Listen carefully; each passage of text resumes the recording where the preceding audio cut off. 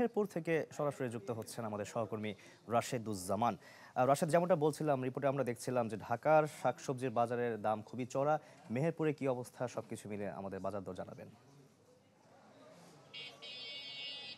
শাকিল, ঢাকার যে শাকসবজির বাজার যেটা যেমনটি বলছিলেন চড়া, ঠিক মেহেরপুরে কিন্তু তার ব্যতিক্রম নয়। আমরা ঈদের পর থেকেই দেখছি যে প্রতিটি সবজি বা অন্য জাতীয় যেসব জিনিস রয়েছে সেগুলোর দাম কিন্তু 2 থেকে 3 গুণ বৃদ্ধি পেয়েছে। আমি কিছুক্ষণ আগে বড় বাজারে যে কাঁচা বাজার সেটি ঘুরে দেখেছি, সেটা আমরা দেখেছি শুধু আলুর যে দাম, সেই আলুর দামটি অপরিবর্তিত রয়েছে, অর্থাৎ যে আলু বিক্রি হচ্ছে 18 থেকে 20 টাকা কেজি দরে। অন্যদিকে যদি আমি বলি টমেটো, সেখানে 28 থেকে 30 টাকা কেজি দরে বিক্রি হচ্ছে। শসা 70 থেকে 80 টাকা কেজি দরে, বেগুন 80 টাকা কেজি দরে, পটল বিক্রি হচ্ছে 65 থেকে 70 টাকা কেজি দরে, করলা বিক্রি হচ্ছে 60 টাকা কেজি দরে, ঢেঁড়স বিক্রি হচ্ছে 60 টাকা কেজি দরে।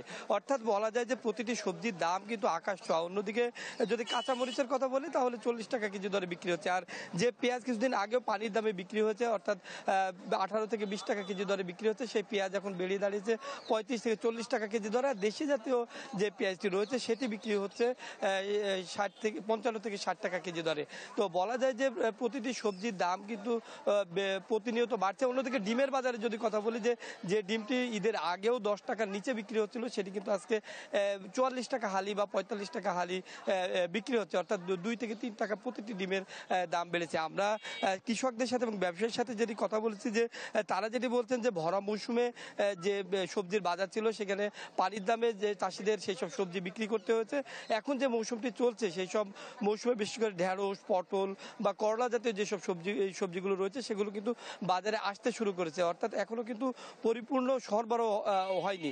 তো ব্যবসায়ীরা যেটি বলছে এবং কৃষকরা যেটি বলছে, পরিপূর্ণ যখন সরবরাহ হবে তখন সবজির দাম কিছুটা হলেও কমবে বলে তারা আশা করছে। তবে এখন বলা যায় প্রতিদিনের বাজারে যদি বলা যায় প্রতিটি সবজির দাম কিন্তু 5 টাকা বা 10 টাকা করে বেড়ে চলেছে।